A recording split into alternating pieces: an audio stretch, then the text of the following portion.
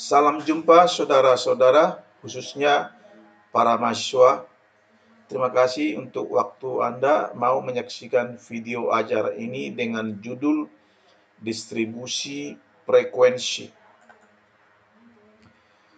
Sesudah menyaksikan video ini, Anda akan mampu untuk satu, membentuk tabel distribusi frekuensi untuk data kualitatif dan data kuantitatif. Dua, memahami konsep-konsep jumlah kelas, besar kelas, limit kelas, batas kelas, dan titik tengah kelas dalam distribusi frekuensi. Tiga, membentuk tabel distribusi frekuensi relatif, frekuensi kumulatif, frekuensi relatif kumulatif. Empat, menyajikan tabel distribusi frekuensi dalam bentuk histogram, pie chart, poligon, dan ogive. Dan lima, menyelesaikan latihan soal-soal. Kita mulai membentuk distribusi frekuensi untuk data kualitatif.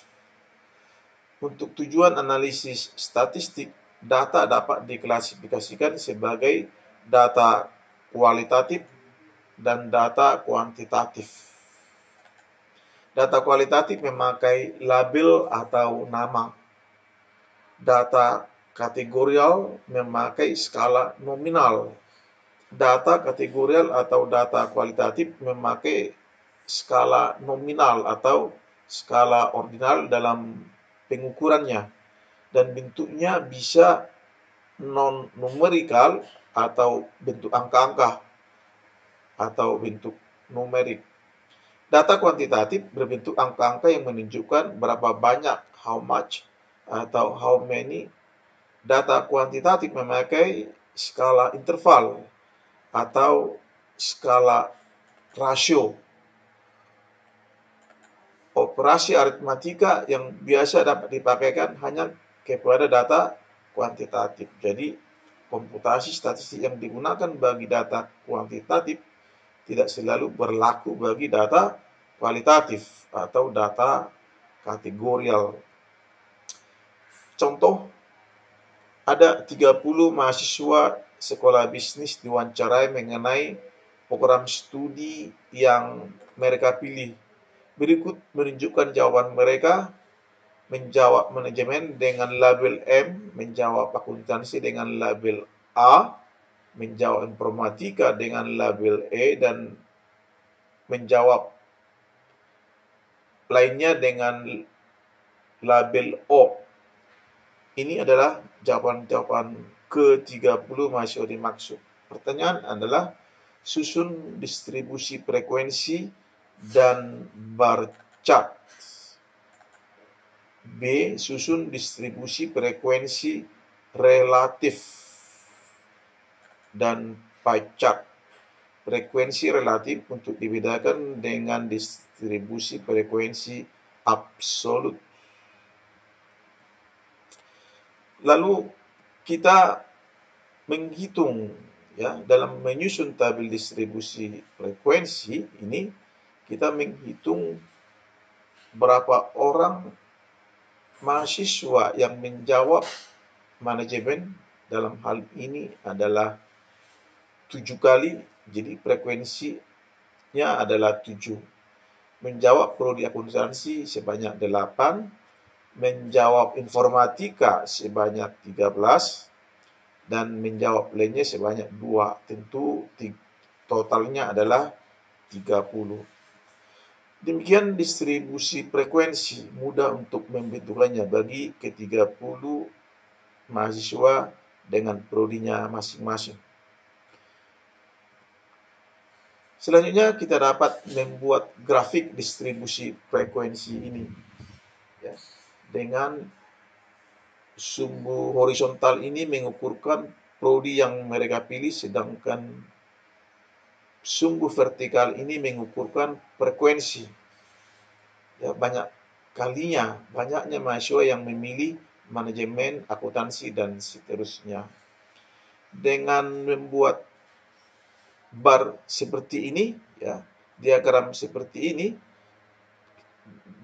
prodi manajemen dengan jumlah mahasiswa sebanyak 7, tentu kita mengukurkan sebanyak 7 satuan pada sumbu vertikal ini. Demikian untuk prodi-prodi lainnya, karena data yang kita hadapi adalah data diskrit, maka kita membuat gap antar bar ini, ya, antar bar chart ini. Demikian bar chart kita bentuk untuk data program studi yang dipilih oleh 30 mahasiswa tadi. Untuk frekuensi relatif, kita pakai formula frekuensi kelas itu dibagi dengan jumlah mahasiswa yang kita persoalkan tadi. Ada sebanyak 30, jadi untuk frekuensi relatif kelas program studi manajemen tadi tersebut 7, maka frekuensi relatifnya adalah 7 dibagi 30 sama dengan 0,23. Demikian seterusnya untuk prodi-prodi lainnya. Kita dapat satukan distribusi frekuensi baik absolut untuk frekuensi relatif tadi. Frekuensi persen ini maksudnya adalah frekuensi relatif kali 100%. Jadi 0,23 kali 100 sama dengan 23%, ya. 0,27 kali 100 sama dengan 27%. Demikian seterusnya, tentu jumlah-jumlah ini kalau ditotal sama dengan 1 untuk frekuensi relatif. Sedangkan untuk frekuensi relatif tentu berjumlah 100%. Kemudian untuk menyajikan pie chart bagi data distribusi frekuensi relatif tadi, ya, kita membentuk apa yang disebut dengan pie chart. Ya. Kita lukiskan suatu lingkaran. Pie chart itu cara grafis lain untuk menyajikan distribusi frekuensi relatif atau frekuensi persen bagi data kualitatif. Untuk mengkonstruksi pie chart, kita menggambarkan lingkaran lebih dahulu untuk menyajikan semua data. Kemudian kita memakai frekuensi-frekuensi relatif untuk membagi lingkaran itu menjadi bagian-bagian yang bersesuaian dengan frekuensi relatif bagi setiap kelas. Kita tahu bahwa sebuah lingkaran mempunyai 360 derajat. Untuk mengkonstruksi pie chart, kita kalikan 360 dengan frekuensi relatif masing-masing prodi tadi. Tentu untuk memperoleh ukuran derajat atau besar sudut bagi kategori yang bersesuaian. Tabel 2 menunjukkan perhitungan besar sudut dari kategori-kategori dalam tabel 1. Jadi frekuensi relatif 0,23 dalam pie chart ini nanti bersudut 82,8 derajat dari perhitungan 360 kali 0,23. Tentu untuk yang lainnya 360 kali 0,27, 360 kali 0,43 dan seterusnya. Kemudian dengan memakai segitiga sudut kita dapat menggambarkan masing-masing prodi ini sesuai dengan besar sudut masing-masing. Demikian hasilnya. Kita lihat bahwa manajemen di mana mahasiswa yang mengambil prodi manajemen itu sebanyak 23%, mengambil sudut 8 42,8 derajat. Ini bentukannya. Demikian yang lainnya, sehingga hasilnya pie chart yang kita cari itu adalah ditunjukkan oleh lingkaran ini. Ya, kita lihat bahwa yang mengambil prodi mahasiswa yang paling banyak mengambil prodi tadi adalah yaitu prodi informatika. Ya, kita lihat di sini dengan sudut yang terbesar 154,8. Ini dia. 154,8.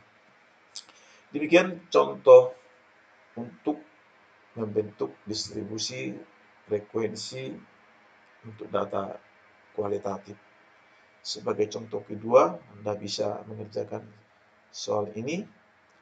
Di sini dalam soal ini ada 20 karyawan perusahaan ABC dimintai keterangannya jika mereka setuju atau tidak setuju mengenai pengangkatan manajer personal yang baru.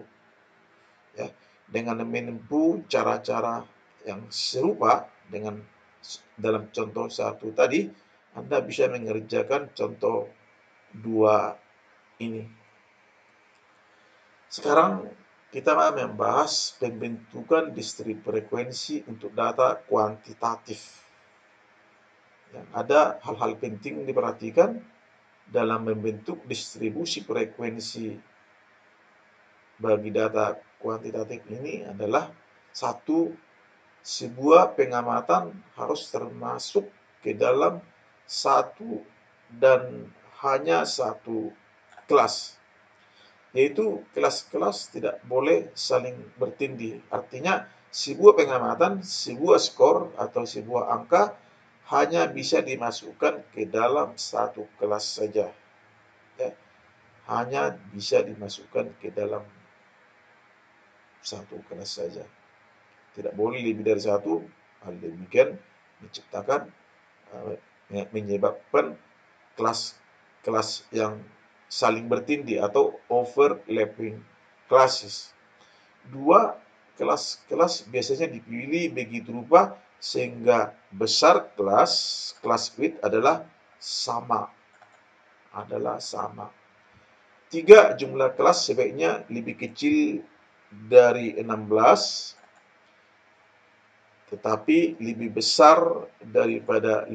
Sering disebut dengan kriteria atau aturan the 6-15 rule. Ya, kriteria 6-15. Ya, lebih besar daripada 5, lebih kecil daripada 16. Tak ada petunjuk umum menentukan jumlah kelas ini yang kita simbolkan dengan K. Tetapi direkomendasikan K itu seperti dikatakan tadi antara 5 dengan tadi kita tersebut antara 5 dengan 16, ya. Ada juga textbook yang menyebutkan antara 5 dengan 20. Ada rekomendasi, ya. Dalam textbook kita sering menemukan rekomendasi ini kalau jumlah pengamatan atau jumlah skor itu lebih kecil dari 25, jumlah kelas itu sebaiknya mulai 5 sampai 6 kelas. Kalau jumlah skor itu 25 sampai 50 skor, kelas yang dipilih mungkin adalah 7 hingga 14. Sedangkan skor lebih daripada 50, K yang dipilih biasanya mulai 15 hingga 20 kelas. Ada lagi formula Struger di mana K itu dihitung dengan formula ini. K sama dengan 1 tambah 3,3 logaritma N, di mana N adalah jumlah pengamatan, sedangkan K adalah jumlah kelas. Ya. Kalau N kecil, pakai K yang kecil. Kalau N besar, pakai K yang besar. Jika K terlalu kecil, Akibatnya pola dan berbagai karakteristik data mungkin tersembunyi. Jika K yang dipilih terlalu besar, akibatnya ada kelas-kelas tidak mengandung pengamatan atau frekuensinya sangat kecil. Ya, sekali lagi, jika K itu terlalu kecil, ini bisa berakibat pola dan karakteristik data yang kita hadapi mungkin tersembunyi, ya, mungkin tersembunyi, ya. Padahal tujuan kita justru membuat data itu semakin ringkas, ya, semakin jelas, bukan menyembunyikan informasi yang ada. Jika K terlalu besar, tadi akibatnya ada kelas tidak mengandung pengamatan, atau frekuensinya mungkin sangat kecil. Jadi pilihan K itu tergantung jumlah pengamatan, ya, keadaan data atau sebaran data, 3 jenis informasi yang hendak dicari, atau faktor lain yang bersifat subjektif. Tak ada distribusi frekuensi sebagai satu-satunya yang terbaik bagi suatu data yang dihadapi. Tidak ada distribusi frekuensi sebagai satu-satunya yang terbaik. Jika mungkin, kelas-kelas pada pertengahan distribusi sebaiknya mengandung sekurang-kurangnya satu pengamatan. Meringkaskan data biasanya menyangkut trade-off atau kompromi antara accuracy dengan simplicity. Distribusi frekuensi dengan jumlah kelas yang terlalu kecil adalah sederhana tetapi tidak akurat. Distribusi frekuensi dengan jumlah kelas yang terlalu besar adalah lebih akurat tetapi sulit dipahami. 4. Titik-titik tengah kelas sebaiknya representatif dari pengamatan-pengamatan dalam kelas itu.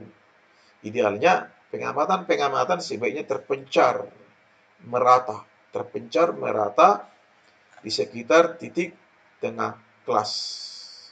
5. Interval kelas yang terbuka, ya, open class interval, sebaiknya dihindari jika mungkin. Terlalu banyak informasi hilang jika kita mengatakan kelas seperti 500.000 atau lebih digunakan. Jika tidak mungkin mengatur beberapa data ke dalam kelas-kelas, data itu sebaiknya ditabulasikan secara terpisah. Dengan penjelasan teoritis tadi, mari kita tunjukkan sebuah contoh. Andaikan data berikut menunjukkan angka-angka hasil ujian yang diperoleh dari 100 orang mahasiswa setelah menempuh, katakan, ujian teori ekonomi. Demikian datanya, data yang seperti ini, ya, data yang sudah kita kumpulkan seperti ini oleh seorang dosen misalnya, disebut sebagai data mentah, raw data. Tugas kita adalah membentuk distribusi frekuensi bagi hasil angka-angka hasil ujian ke 100 mahasiswa ini. Ada 3 langkah untuk membentuk tabel dimaksud. Langkah pertama adalah tentukan jumlah kelas K. Tentukan besar kelas W. Dan 3, tentukan limit kelas. Sebelum kita tempuh langkah-langkah tadi, kita array dulu data tadi. Kita array data mentah tadi. Raw data menjadi data yang tersusun mulai dari yang terkecil hingga angka yang terbesar. Data semacam ini disebut data array. Sesuai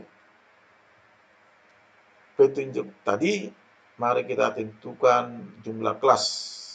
Andaikan mengikuti petunjuk praktis tadi, andaikan jumlah kelas yang dipilih adalah 7. Jadi K sama dengan 7. Kalau kita mau pakai formula Sturges, kita peroleh juga K sama dengan 7, yaitu 1 tambah 3,3 logaritma N logaritma 100. Ya. 2 kali 3,3, 6,6 tambah 1, 7,6. Dibulatkan ke bawah. Katakan dibulatkan ke bawah menjadi 7. Ya. Jadi aturan Sturge yang kita tempuh ini, ya katakanlah konsisten dengan jumlah kelas yang kita pilih, yang sebaiknya kita pilih sesuai dengan petunjuk praktis tadi. 2. Tentukan besar kelas. Ya.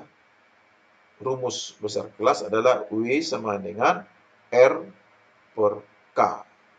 R range, rentang skor tadi, ya, yaitu yang terbesar kurang yang terkecil 97 kurang 30, 67 dibagi kelas yang sudah kita tetapkan tadi 7. Jadi 67 dibagi 7 sama dengan 9,6.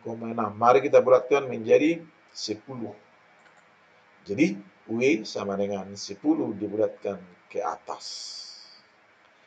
Langkah ketiga, menentukan limit kelas. Di sini saatnya kita membentuk limit kelas. Kita tetapkan dulu limit bawah kelas pertama. Limit bawah kelas pertama. Biasanya kita memilih angka terkecil data tadi sebagai limit bawah kelas pertama. Limit bawah kelas pertama. Angka lebih kecil dari 30 boleh saja dipilih, lebih kecil dari 30 bisa saja dipilih sebagai limit bawah kelas pertama.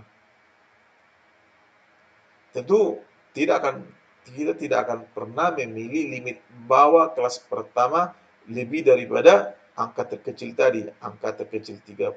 Mengapa? Karena kalau kita memilih angka lebih besar daripada 30, maka kita tentu saja menghilangkan angka 30 dalam data tadi. Ya, tujuan kita bukan mau menghilangkan data, malah kita menambah data atau informasi untuk penjelasan yang lebih besar, yang lebih bagus untuk suatu data, untuk suatu kejadian. Misalnya, dengan limit bawah kelas pertama 30 dan besar kelas 10, maka kita sudah dapat menetapkan limit bawah kelas kedua. Limit bawah kelas kedua yaitu 30 tambah 10 atau 40. Demikian dua limit bawah kelas pertama dan kelas kedua ini 30 tambah 40. Ya. Memakai kedua limit kelas ini untuk menghindari overlapping kelas, tentu kita tidak akan pernah memilih angka ini sebagai 40, tapi lebih kecil daripada 40, yaitu 39,99. Ini untuk menghindari kelas saling bertindih. Dengan mengetahui ini, tentu limit dengan angka ini kita sudah dapat menetapkan 39,99 sebagai limit atas, gitu. Sebagai limit atas kelas pertama. Ya. Dengan menjaga besar kelas yang sama antar kelas, tentu kita menambahkan 10 untuk limit atas kelas pertama ini menjadi 49,99. Demikian seterusnya untuk kelas-kelas lainnya 50 sampai 59,99 dan seterusnya hingga kelas yang ke 7 hingga kelas yang ke-7, karena kita tetapkan tadi kelas ada sebanyak 7. Saudara lihat ini ya, selisih limit angka limit bawah kelas sebesar 10, demikian juga selisih dari limit atas setiap kelas. Itulah limit kelas yang kita cari. Kemudian kita melakukan apa yang disebut dengan tally, ya. Kita hitung ya, frekuensi munculnya angka mulai 30 hingga 39,99. Ada terlupakan sebelumnya, mengapa kita menuliskan 39,99? Karena data yang kita dapat adalah data kontinu. Jadi untuk mengcover angka pecahan, kita sebaiknya menuliskan 39,99, 49,99, demikian seterusnya. Kalaulah kita menghadapi data diskrit, ya, data berbentuk bulat, bilangan-bilangan bulat, tentu kita menuliskan ini 30 hingga 39, 40 hingga 49, 50 hingga 59, dan seterusnya. Kalau data yang dimaksud adalah data diskrit, ini adalah data kontinu. Kita melakukan tally ya, dengan memakai array data tadi. Mari kita hitung berapa orang mahasiswa yang memperoleh angka mulai 30 hingga 39,99. Kita hitung, ternyata dengan melakukan tally seperti ini, ternyata berdasarkan tally ini ada sebanyak 5 mahasiswa memperoleh nilai mulai 30 hingga 39,99. Demikian seterusnya untuk kelas lainnya. Kita melakukan tally. Disinilah peranan data array, yaitu data yang sudah tersusun dari yang terkecil hingga yang terbesar, memudahkan kita mencari frekuensi setiap kelas ini. Tentu saja jumlah frekuensi ini adalah jelas 100.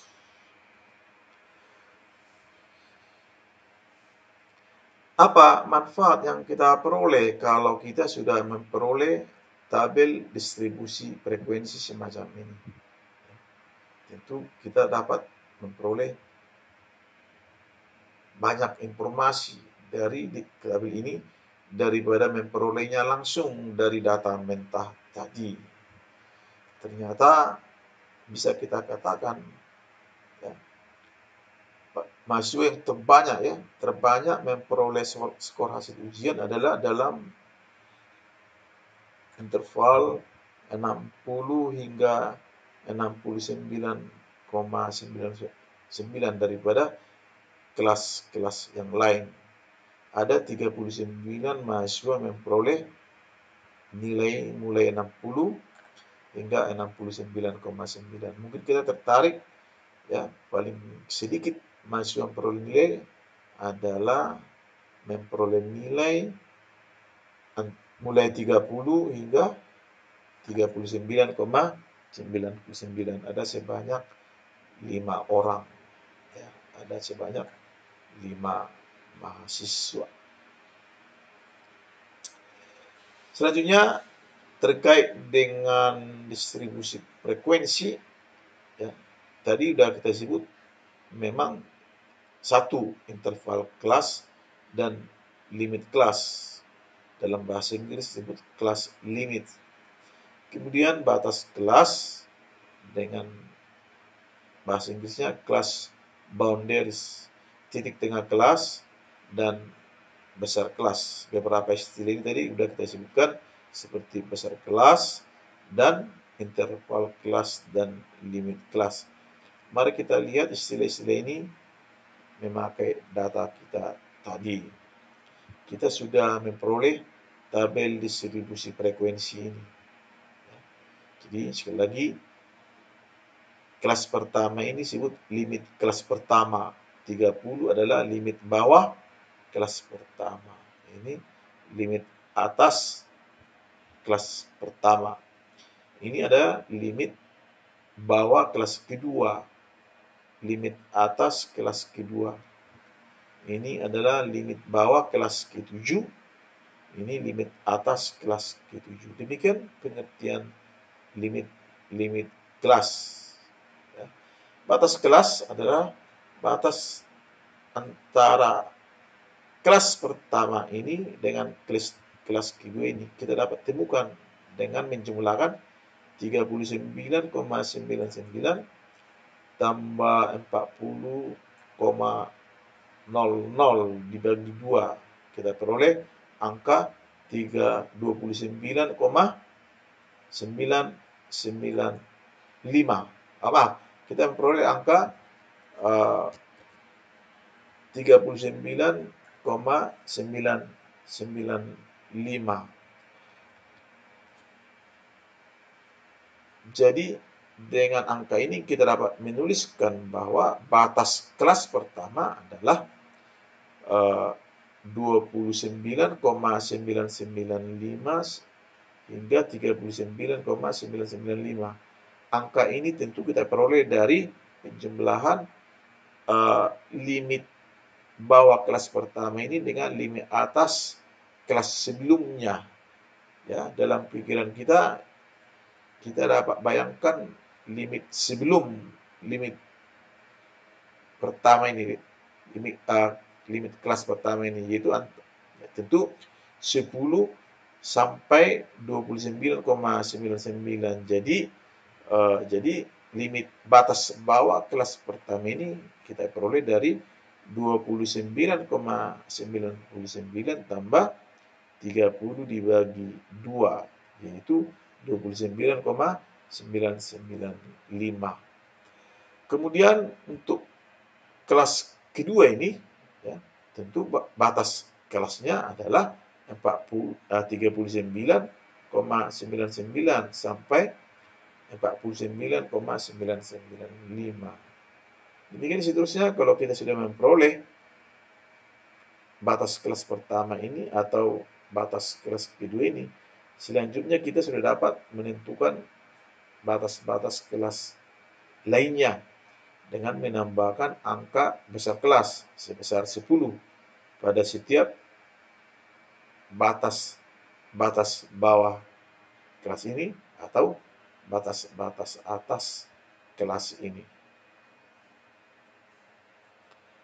Kemudian titik tengah kelas kelas mark, ya, yang kita peroleh dari limit bawah kelas pertama tambah limit atas kelas pertama dibagi 2 sebesar 34,995. Kalau kita sudah memperoleh ini, ya, karena besar kelas selalu sama antar kelas, kita cukup menambahkan angka 10 kepada angka ini. Demikian seterusnya. Ternyata titik tengah kelas dimaksud, ya, titik tengah kelas dimaksud adalah 34,995. Oh, ada kesalahan dalam memperoleh ini, ya. Kita harusnya ini 44,995, 54,995, dan ini 6, ini tadi 44, 54, 64,995, 74,995. Demikian cara memperoleh titik tengah kelas, ya. Kita ralat ini ada kesalahan dalam menuliskan hasilnya. Sekali kita menemukan titik tengah kelas pertama, maka titik-titik tengah kelas lainnya cukup dengan menjumlahkan angka 10 sesuai dengan besar kelasnya. 10 besar kelas. Secara skematis apa itu batas kelas ini? Sudah disebut di true class limit, limit kelas yang sebenarnya. Ini katakanlah limit kelas pertama mulai 60 hingga 69. Kelas kedua 70 hingga 79. Kelas ketiga 80 hingga 89. Maka di sini kita lihat batas antar kelas. Kelas pertama dengan kelas kedua ini antara 69 dengan 70. Tadi sudah kita peroleh, sudah kita tunjukkan contohnya, yaitu 69 tambah 70 dibagi 2, 69,5, ya. Dengan besar kelas 10 kita dapat menambahkan angka ke 10 kepada angka-angka ini, yaitu batas kelas yang kita cari, ya.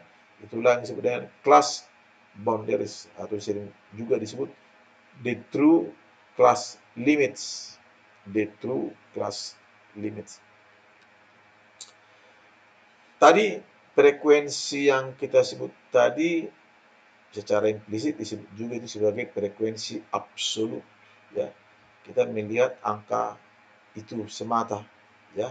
Angka itu semata bahwa ada 5 mahasiswa yang memperoleh nilai 30 hingga 39,99, sebanyak 5 mahasiswa. Angka ini tentu disebut juga sebagai angka absolut. Kalau kita pertanyakan berapa persen yang memperoleh tentang nilai ini, ya, berapa persen, tentu dengan mudah dapat kita cari. Sebanyak 5 dibagi 100 kali 100%, yaitu 5% atau 0,05. Ini yang disebut dengan frekuensi relatif. Relatif dalam arti kita bandingkan 5 dengan 100. Kita bandingkan 5 dengan 100. Tadi frekuensi absolut kita melihat frekuensi itu apa adanya, ya.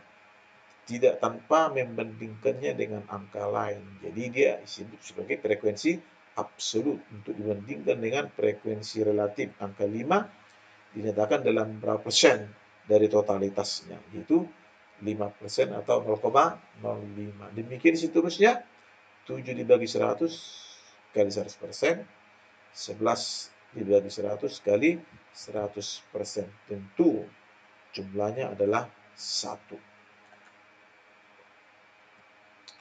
Kemudian konsep lain, frekuensi kumulatif. Frekuensi kumulatif. Ada 2, ya, konotasi mengenai kumulatif ini. Kumulatif dalam artian kurang dari, kumulatif dalam artian lebih dari. Jadi katakanlah kalau kita mau secara kumulatif mahasiswa yang memperoleh nilai kurang daripada 30, kurang daripada 30, tentu 0. Tidak ada mahasiswa yang memperoleh nilai kurang daripada 30. Kurang daripada 40, tentu ada 5 orang. Kurang daripada 50, tentu ada 12 orang. 5 tambah 7 sama dengan 12. Demikian seterusnya, 23, 62, dan memperoleh kurang dari 100, tentu totalitas mahasiswa sendiri sebanyak 100. Pengertian lain dari kumulatif adalah kalau kita mau mengetahui informasi berapa secara kumulatif berapa orang mahasiswa yang memperoleh nilai lebih dari 39,99, tentu ada sebanyak 95 orang memperoleh nilai lebih dari 49,99. 99. Ada 12 orang. 5 tambah 5 tambah tadi memperoleh nilai, ya, secara kumulatif berapa banyak sih yang memperoleh nilai lebih dari 39,99, berarti 7 tambah 11 tambah 39 tambah 20 tambah 12 tambah 6 sebesar 95 mahasiswa memperoleh nilai lebih daripada 49,99. Tentu 11 tambah 39 tambah 20 tambah 12 tambah 6 sebanyak 88 mahasiswa secara kumulatif. Demikian seterusnya, ya. Tentu memperoleh nilai lebih daripada 99,99, tentu tidak ada mahasiswa yang memperoleh nilai dengan rentang itu. Biasanya kita membuat juga ya dengan menciptakan interval kelas sebelumnya, ya. Katakanlah untuk kelas sebelum kelas pertama ini tentu mulai 20 hingga 29,99, sehingga kita dapat menyatakan lebih dari 29,9 tentu sebanyak ke 100 mahasiswa itu sendiri, ya, secara kumulatif. Jadi saudara lihat di sini kita selalu mengcover angka ini 100 dengan 0 ini, ya, 100. Seperti halnya dalam kumulatif kurang dari, ya, kita selalu memasukkan pengertian 0 dengan pengertian totalitas 0 100. Demikian frekuensi kumulatif kurang dari, kumulatif lebih dari, ya. Sebagai tips cara cepat untuk membentuk kumulatif kurang dari, kita selalu memakai kurang dari, ya, frasa kurang dari bagi setiap limit bawah kelas-kelas. Sedangkan tips untuk menyusun kumulatif lebih dari, kita selalu memakai dengan frasa lebih dari bagi limit atas kelas ini, lebih dari 39,99, lebih dari 49,99, dan seterusnya ini. Itulah tips cepat untuk menyusun frekuensi kumulatif kurang dari dan frekuensi kumulatif lebih dari. Relatif kumulatif, ya. Relatif kumulatif di sini yang kita cari angka kumulatifnya adalah angka kumulatif bagi frekuensi relatif tadi ini. Kita mencari angka-angka kumulatif bagi angka-angka relatif ini. Itulah sifatnya disebut relatif kumulatif. Jadi untuk relatif kumulatif kurang dari, ya, tadi sudah kita sebutkan, kita memakai limit bawah kelas ini. Jadi untuk relatif kumulatif lebih daripada 29, lebih daripada 39,99, tentu angka ini tambah angka ini tambah angka ini tambah angka ini sama dengan 90, sama dengan 0,95. 0,95. Hanya cara cepat intinya ini tentu jumlahnya adalah 1 kurang 0,05, tapi secara dalam pengertian tadi lebih dari 39,99 tentu angka-angka ini dijumlahkan untuk mendapatkan angka 0,95. Demikian seterusnya kita menciptakan kelas sebelumnya untuk menyatakan interval kelas pertama lebih dari 29,99, yaitu 1, ya, 1 ke semua mahasiswa dimaksud. Tadi ada tips cepat tadi untuk menyusun relatif kumulatif. Kurang dari, kita memakai apa tadi? Memakai limit bawah kelas. Sekali lagi, kita selalu mengcover angka 0 dengan angka 1. Angka 1 dan angka 0 seperti kita jumpai dari dalam menyusun apa? Frekuensi kumulatif. Demikian relatif kumulatif. Ya, relatif kumulatif. Jadi secara relatif mahasiswa yang memperoleh nilai kurang daripada 30 adalah 0%. Ya, secara kumulatif, secara relatif mahasiswa yang memperoleh kurang daripada 40 adalah 5%. Demikian membaca angka-angka ini, atau secara relatif, ya, secara kumulatif mahasiswa yang memperoleh lebih dari, secara relatif banyaknya mahasiswa yang memperoleh nilai dari lebih dari 39,99 adalah 95%. Begitu membacanya, ya, begitu membacanya. Secara kumulatif, ya, mahasiswa yang memperoleh nilai, ya, secara relatif banyaknya mahasiswa yang memperoleh nilai lebih daripada 69,99 adalah 38%. Mungkin membacanya. Tadi berkaitan dengan tabel, pembuatan tabel, ya. Cara mendeskripsi, ya, deskripsi lain untuk data distribusi frekuensi adalah membuat chartnya, membuat gambarnya, ya. Jadi buat distribusi frekuensi absolut, ya, kita buat grafiknya yang disebut dengan histogram. Ya, saudara lihat ini, kita membuat diagram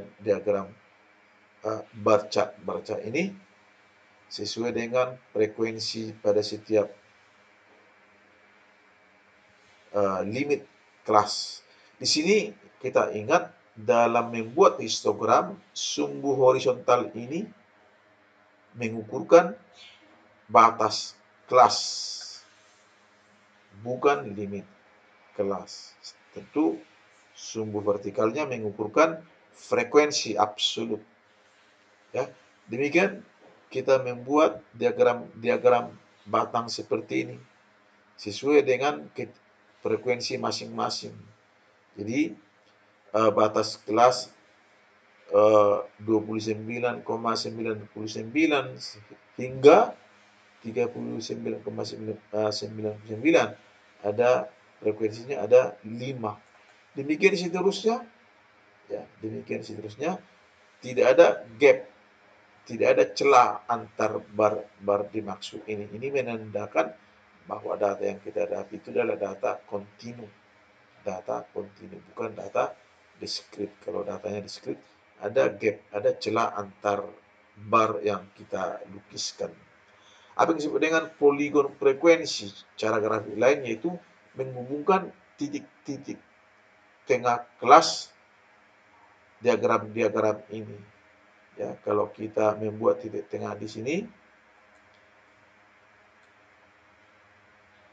titik tengah kelas yang ditujukan oleh titik tengah antara titik ini dengan titik ini. Kemudian menghubungkannya untuk membentuk apa yang disebut dengan poligon frekuensi. Tentu garis poligon ini kita duduk di sini, andaikan ini adalah ada ruang, tentu sesuai dengan lebar garis ini, ya, sama tentunya. dekatlah titik tengah kelasnya di sini, sehingga kita menutupnya dengan menarik garis mulai dari titik ini ke titik ini. Itulah yang ditunjukkan oleh, dan tentu titik ini, gitu. Jadi poligon itu dalam kurva tertutup seperti ini. Itulah poligon frekuensi. Jadi ada dua, histogram frekuensi dan poligon frekuensi. Histogram frekuensi dan poligon frekuensi. Untuk menggambarkan frekuensi kumulatif juga dapat dilukiskan grafiknya. Grafiknya disebut dengan ogive. Ogive. Karena tadi ada kumulatif kurang dari, lebih dari, maka ada ogive kurang dari dan ogive lebih dari. Ya, tidak sulit memahami ini. Ya, sumbu horizontal mengukurkan limit limit kelas, yaitu kurang dari 30, kurang dari, dan seterusnya. Sedangkan sumbu vertikal ini mengukur frekuensi masing-masing. Saudara lihat grafik dari frekuensi kumulatif ini. Itulah ogive kurang dari dan ogive lebih dari. Kalau kita perhatikan, ya, histogram dan poligon tadi, berbagai bentuk-bentuk histogram, ya, itu yang umum kita kenal. Kalau bentuknya seperti ini, saudara lihat ini sama tingginya, sama tingginya. Ini beda lagi, ya, ke kanan dia semakin menurun, ya, dia menurun condong ke kanan, ini menurun condong ke kiri. Yang seperti ini sering disebut distribusi simetri, ya. Distribusi simetri, sama panjangnya ini, sama simetri. Kalau ini tidak, dia condong skew to the right, condong ke kanan, seperti saudara lihat ini. Ya, condong ke kanan. Ini condong ke kiri, skew to the left. Ya, jadi sering disebut ini distribusi skew right distribution, skew left distribution. Jadi kalau kita sebut ini distribusi simetris, maka ini kita juga bisa bilang ini distribusi asimetris. Ya, distribusi asimetris, distribusi yang tidak simetris. Distribusi simetris ini, kalau contoh lain bentuk-bentuk distribusi frekuensi adalah seperti ini. Berbagai. Ini beda lagi. Tinggi frekuensinya sama untuk setiap batas kelasnya ini. Sama. Ya, sama. Ya, distribusi merata. Ini merata dia, uniform distribution. Ini juga ada kemungkinan seperti ini. Ada kemungkinan seperti ini, bentuk histogram frekuensi. Itu terkait dengan histogram tadi adalah poligon frekuensi, yaitu dengan apa tadi? Dengan menghubung-hubungkan titik-titik tengah kelas histogram untuk memperoleh apa yang disebut dengan poligon. Ya, sesuai dengan bentuk-bentuk tadi, kemungkinan bentuk poligon adalah ini. Jadi kalau tadi kita sebut distribusi yang simetris, maka poligonnya seperti ini. Simetris di mana bentuknya seperti lonceng, ya, bell-shaped distribution, ya, distribusi simetris. Ini tadi yang menceng, skew to the right, menceng ke kanan, menceng ke kiri, skew to the left. Ini menceng ke kiri yang sering kita jumpai, ya. Kemungkinan ini juga bisa terjadi. Ini tadi yang disebut distribusi merata. Distribusi merata. Demikian bentuk-bentuk lain daripada kemungkinan bentuk dari poligon frekuensi. Ini penting untuk analisis statistik yang lebih maju ya, bentuk-bentuk histogram. Terlebih distribusi simetris ini, terlebih distribusi dengan poligon seperti ini, simetris, seperti lonceng. Dapat dikatakan distribusi yang paling penting dalam ilmu statistik adalah distribusi yang simetris. Didasarkan kepada distribusi simetris lah formula-formula atau rumus-rumus statistik dibangun. Begitu. Begitu teman-teman mahasiswa cara membentuk distribusi frekuensi untuk data kuantitatif. Ada soal-soal? Kalau Anda sudah memahami pembahasan tadi, tentu Anda tidak sulit menjawab soal satu ini. Tapi coba perhatikan soal satu ini. Ya. Soal satu ini kita sudah diperintah membentuk kelas pertama mulai 10 hingga 14. Ya. Ada pemahaman kalau range ya, rentang nilai ini sebesar 4, 14 kurang 10. Maka kita dapat langsung tuliskan kalau limit bawah kelas kedua adalah 5. Ya. Untuk menjaga kelas bertindih, kalau kelas pertama 10 hingga 14 untuk mencegah kelas bertindih, maka limit kelas kedua adalah 15 hingga 19. 15 ini 14, 15. Ini dengan besar kelas tentunya 5, 10 dengan 15. Besar kelas tentunya 5. Maka limit atas kelas kedua menjadi 19. Demikian seterusnya, Anda membentuk kelas-kelas yang tentu saja K sebesar sekian dengan pengertian mengcover angka terbesar, ya, memuat angka terbesar daripada data ini. Begitu, ya. Demikian seterusnya untuk frekuensi relatif sudah kita bahas tadi, kumulatif, relatif, kumulatif.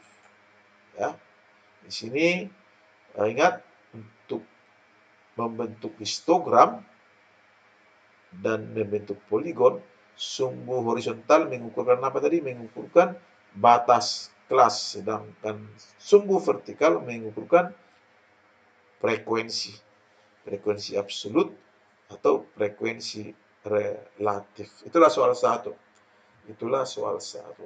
Soal dua, boleh Anda demonstrasikan dulu formula Strugos untuk mencari K. Tadi K sama dengan 1 tambah 3,3 logaritma N. Ya. Anda mencoba bentuk kurvanya seperti apa. Bagaimana bentuk kurvanya? Tadi kita sudah jelaskan tadi beberapa bentuk kurva poligon, ya. Beberapa bentuk kurva poligon. Demikian juga kurva ojeknya. Anda latihan untuk mengevaluasi pemahaman saudara tentang pembahasan-pembahasan kita tadi. Tentu soal 3 ini menarik untuk jawab. Kalau distribusi frekuensi itu tidak sekedar membuat tabelnya, ya, tapi membaca tabel ini untuk keperluan informasi yang kita kehendaki, seperti pertanyaan-pertanyaan ini, ya. Saya mau saudara lebih memperhatikan kata-kata ini, 24 atau kurang, tentu ikut 24-nya. 30 atau lebih, tentu ikut 30-nya. Demikian, ya. Hitung frekuensi relatif kumulatif. Frekuensi kumulatif bagi kelas, ya. Coba tidak sulit menjawabnya. Ada lagi frasa-frasa yang perlu kita perhatikan. Sekurang-kurangnya 30. berarti ikut 30. Jadi minimum 30. Berapa persen karyawan menerima gaji awal? Minimal 30 itu artinya sekurang-kurangnya. Tentu ada sebanyak-banyaknya. Maksimum menerima gaji sebesar 34 dalam satuan uang misalnya. Berapa persen karyawan dimaksud? Berapa persen berarti mempertanyakan frekuensi relatif, bukan frekuensi absolut. Soal 4 masih seperti yang tadi, kita diperintah di sini sudah menetapkan limit-limit kelasnya. Coba saudara lihat ini 0 hingga 4. Tentu limit kelas kedua adalah untuk tidak overlapping kelas, tentu 5 hingga 9. Limit kelas ketiga tentu 10 hingga 14 dan seterusnya. Besar kelas di sini adalah 5, ya, 0, 5, 10, ini 4, 9, 14 dan seterusnya. Ya, tidak sulit untuk menyusun distribusi frekuensinya, sama dengan dapatkan di sini. Jadi kita tidak sekedar membuat tabel, tapi membaca tabel itu untuk kepentingan informasi yang mau kita cari. Cari nanti layanan darurat dengan waktu tunggu 9 menit.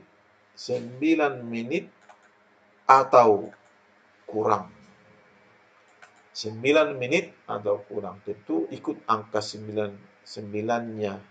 Jadi Anda lihat 9 menit dengan limit-limit sebelumnya, ya, 9 menit atau kurang. Itu soal 4. Soal 5 serupa dengan tadi. Anda bisa mencobanya, ya. Soal 6 lagi-lagi di sini kita mempraktekkan formula Sturges untuk menyusun distribusi frekuensi bagi data ini. Soal 7. Nah, ini lebih menarik lagi. Di sini yang disajikan adalah lebih dari 29. Ini frekuensi kumulatif lebih dari. Frekuensi kumulatif lebih dari, ya. Anda mengembalikan tabel frekuensi kumulatif ini menjadi tabel distribusi frekuensi yang biasa, ya, yang biasa. Tentu Anda berpikir di sini untuk mengembalikannya menjadi limit kelas yang biasa, limit bawah sebuah kelas hingga limit atas kelas yang bersangkutan. Demikian. Ada lagi untuk Anda coba soal 8 ini, ya. Ya, soal 8 ini. Ini tidak sulit. Anda coba dulu N-nya 200, ya.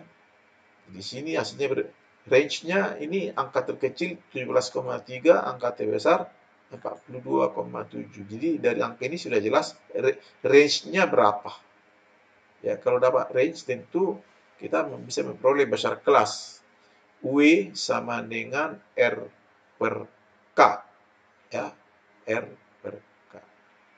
Jadi di sini tentukan diulang sebanyak 200 kali.